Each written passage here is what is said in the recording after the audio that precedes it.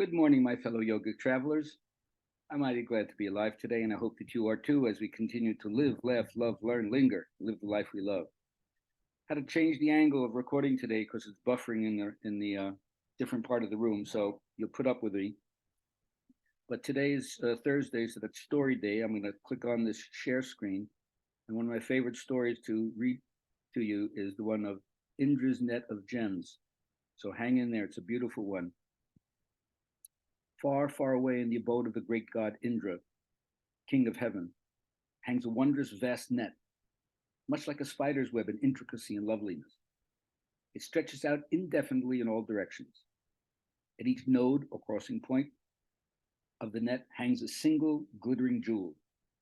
Since the net is infinite in dimension, the jewels are infinite in number. The sparkling jewels hang there, suspended in and supported by the net, glittering like stars, dazzling to behold.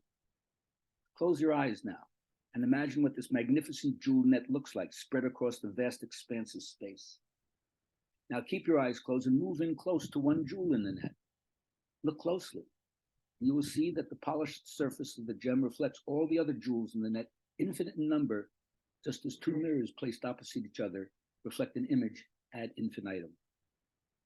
Each jewel reflected in this gem you are gazing into also reflects all the other jewels, so that the process of reflection is itself infinite. Now open your eyes and know that you are a sparkling jewel in Indra's net, as is every person around you. Every jewel is connected with all the other jewels in the net. Every person is intimately connected with all the persons in the universe. Each has an independent place within the net, and we all reflect and influence each other. Change in one jewel or person produces a change, however slight, in every other. Realize, too, that the infinite reflections speak to the illusory nature of appearances. Appearances are not, in fact, reality, but only a reflection. The true nature of a thing is not to be captured in its appearance. However powerful that appearance might be, it is only a reflection of what is real. In addition, whatever you do to one jewel affects the entire net as well as yourself. You cannot damage one strand of the spider's web without injuring the entire web. You cannot damage one strand of the web that is the universe without injuring all others in it, whether that injury is known or unknown to them. This can work for good or ill, because, of course, just as the destructive act affects the entire net, so do loving, constructive, compassionate acts affect the entire net.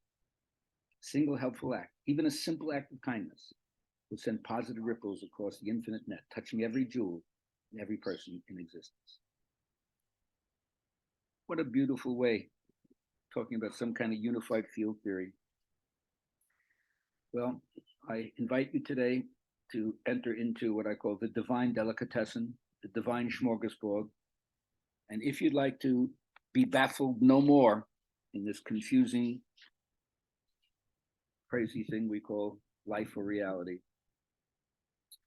then the first thing I would say is you have to recognize that we're living in a time of seismic transition.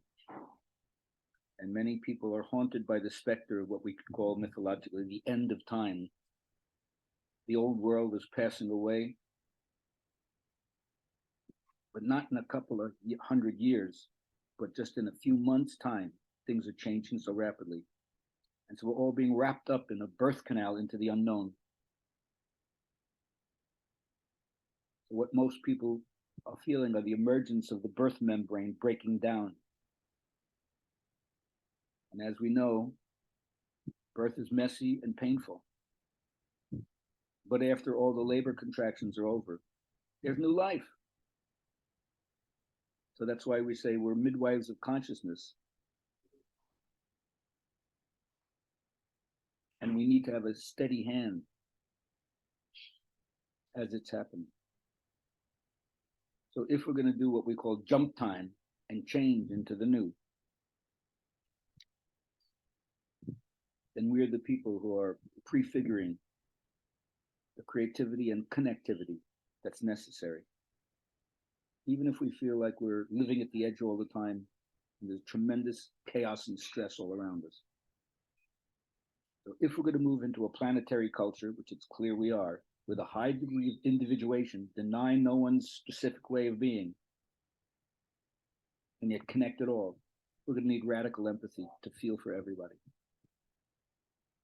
And once we accept what's true in biology, but in politics and social planning, that we are a symbiotic organism connected to the environment intimately, then we are being prepared for a certain kind of evolutionary and planetary governance, which needs a certain kind of chaos and turbulence to challenge and hone our skills, to bring from the depths something that's never been done before in the history of human beings, and find something within ourselves we never knew we had. So you could say the zeitgeist of our time is getting pretty zeitgeisty.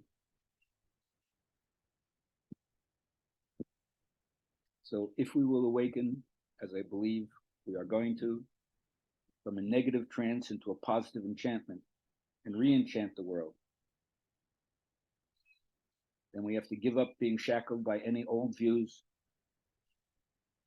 marinated, whether it's in the medieval or dark age vinegary soup we've been drinking.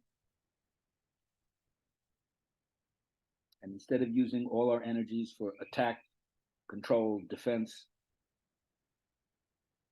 that's just distraction. Keeps us in the negative trance.